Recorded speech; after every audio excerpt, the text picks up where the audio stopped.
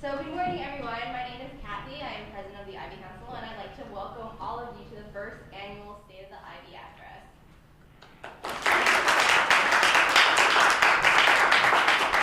So the goal of this event is to provide a medium for our respective Ivy League institutions to share ideas with one another, as well as increase transparency between our student governance and the collective Ivy League student body.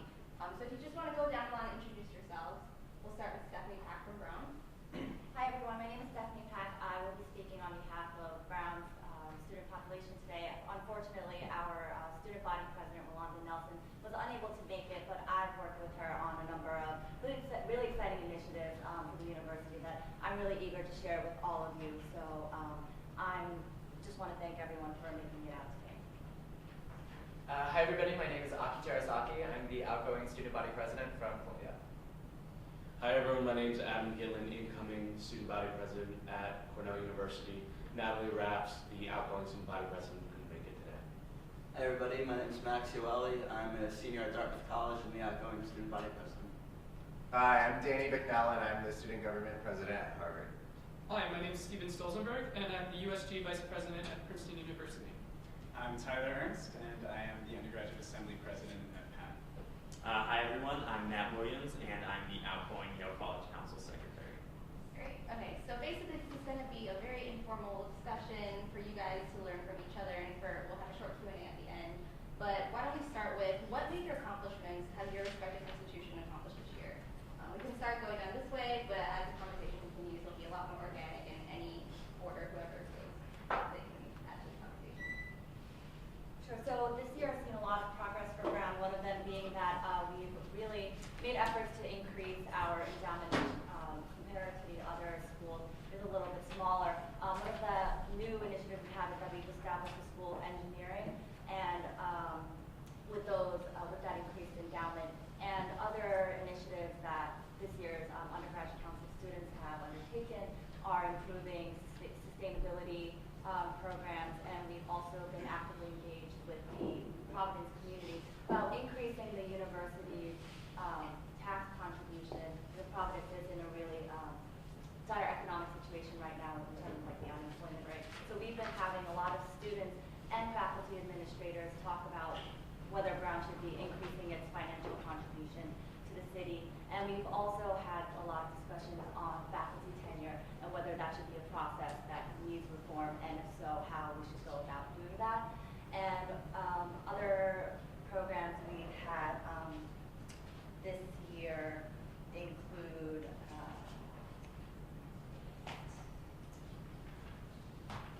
we're also hoping to drastically improve the state of residential housing at Brown, which has historically been a really contentious issue for students, but finally we've had the corporation, which is the university's highest governing body, to actually come look at the state of student dorms right now, and we've got a lot of headway in convincing the corporation members that student quality of life is important and that the residential system is in need of improvement. So we made a lot of headway in terms of that. So for the next year, we're excited to see us make more progress in those initiatives. So Columbia has had some interesting issues this year. Our dean resigned over the summer, very unexpectedly, and so we were tasked with having an interim dean for the year. And so one thing that we recently accomplished was placing the incoming student body president on the search committee for the new dean. So that was a good step for us, getting student representation on that committee. As a council, we've focused a lot on internal changes, specifically with a goal towards transparency. A lot of our students aren't necessarily aware of the fact that we even exist in some cases. So one of our major initiatives was creating a really robust website. And so we have all of our representatives posting content on there, making sure that our policy initiatives are going up on there, and trying to source feedback from students as well. Another source of more transparency was with our funding process. So every student at Columbia pays a student activities fee, which I'm sure is similar at most institutions, and a portion of that gets distributed to the councils. And so we dole out about somewhere in the neighborhood of $1 million a year, and that goes towards student groups. But there wasn't necessarily a lot of any kind of oversight from the student groups or the boards that represent them, and it was really just a pure council decision. And so we wanted to kind of make that conversation more dynamic, and so we instituted a series of reforms, bringing the governing boards for the student groups into the conversation and making sure that there's some back and forth so that we're not the only ones dictating the budgets for these groups that really generate a lot of the community on campus. I'd say for Cornell, one of the largest accomplishments of the last year was securing the New York City Tech Campus, which is going to be on Roosevelt Island, just down over there. In addition to that, it was really an opportunity for students, for alumni, for administrators to come together and work on a project that really brought everyone together. It gained a lot of community support. The student government passed resolutions and we got petitions in order. I think it's also fundamentally changing or continuing to change the culture of Cornell so that it's really looking forward and becoming an institution that's training leaders and generating innovative ideas in the 21st century. I think that's being reflected in every one of our colleges. That was probably the biggest accomplishment of the past year. You know, my time at Dartmouth's been marked by kind of a senior leadership that's really in transition and constantly in flux. The exclamation point on which is probably the departure of our college president for the World Bank, Jim Kim, who President Obama recently appointed. So I guess in that framework, what I strive with my vice president to really include in our student government efforts were what we saw lacking really in our administration, which were transparency and communication, really acting as a conduit of advocacy between our student body and those higher level administrators. I think that manifested itself in some proactive and some reactive projects. The key one being when we took office in the spring, Dartmouth students were exposed to a new dining plan, which sounds like a small issue, but it really caused tremendous upheaval. The plans became much more expensive, much less flexible, and really impacted the fabric of student life by impacting where students would choose to eat and with whom, and really controlling their choices. So through about 2 terms of tireless advocacy, we emailed out a survey to the student body that about half of the students on campus responded to with their dining preferences. And this is at a college where, government 10 students will send out their surveys for statistics projects, and you can't get anybody to respond to anything. We got half the students to feel so passionate about this that they responded with their preferences, and we took that data to the administration and advocated for a different plan for, more reasonable options, for moderate options, for more flexibility, for better prices. And the results of that survey and that advocacy were that probably 3 of the 5 key points that students wanted changed ended up being changed in the meal plan for next year. So that's something we're very proud of. We also work proactively handing out student rights cards around alcohol harm reduction and discussing how to deal with the police in the alcohol context, how to deal with safety and security, what are our rights and responsibilities as members of the community if you choose to partake in alcohol. A few other things that we might get into detail with later. We helped reach out for feedback for sexual assault recommendations around our Committee on Standards judiciary process. I don't want to take up too much time, so Harvard, I guess. Feel free. So our undergraduate council is really focused on advocacy and funding, so we do fund all the student organizations here on campus. And we advocate for the student issues that do rise up. And I think we are definitely improving on both of those fronts. I know we all experienced this past fall Occupy movement and the issues that they raised.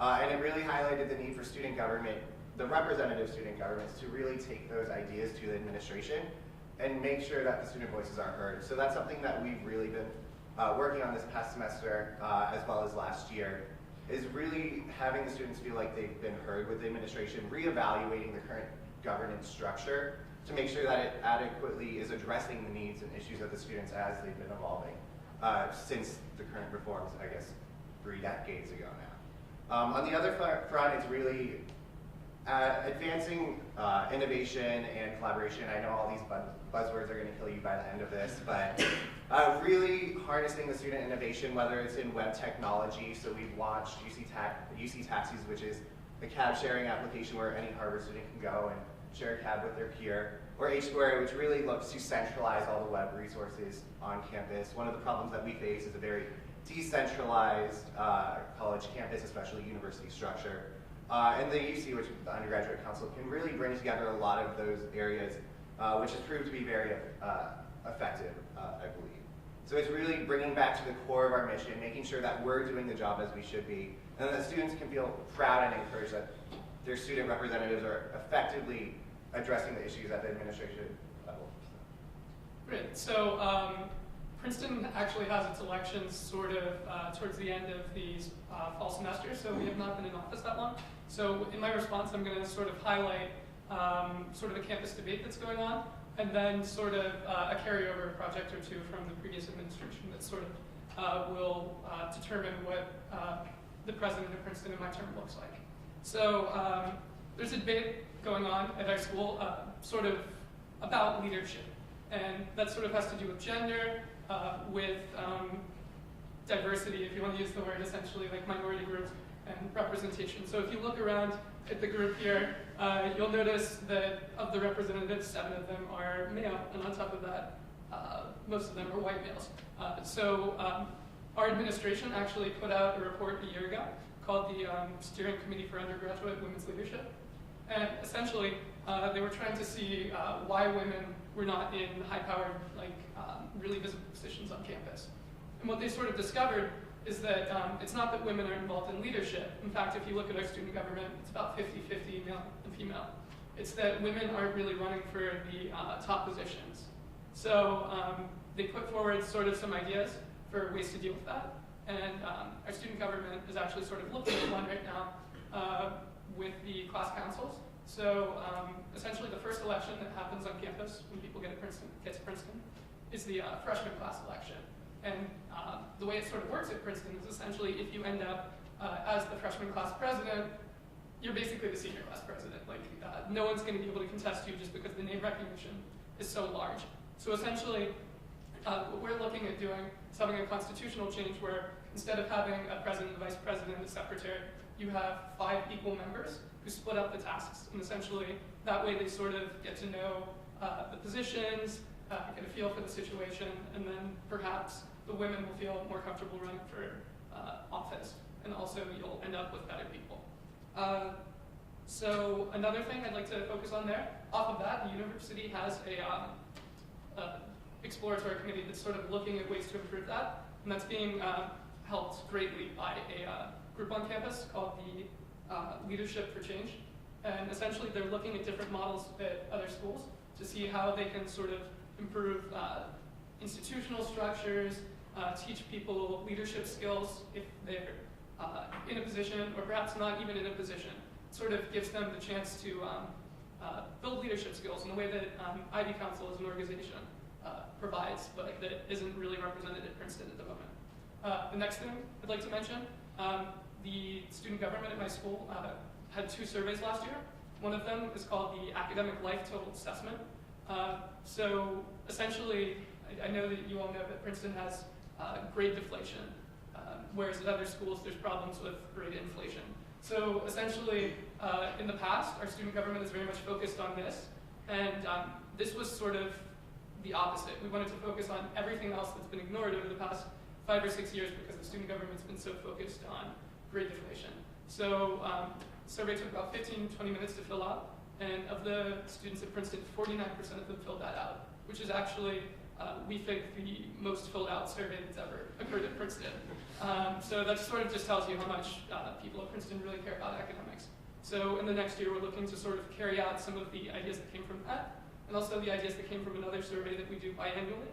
It's called the Combo Survey, the Committee on, I'm not sure what the M is, but background opportunities is the other part. So some of the interesting things that came out of that, it seems that in particular minority groups, especially, they're sort of afraid to approach counseling and psychological services.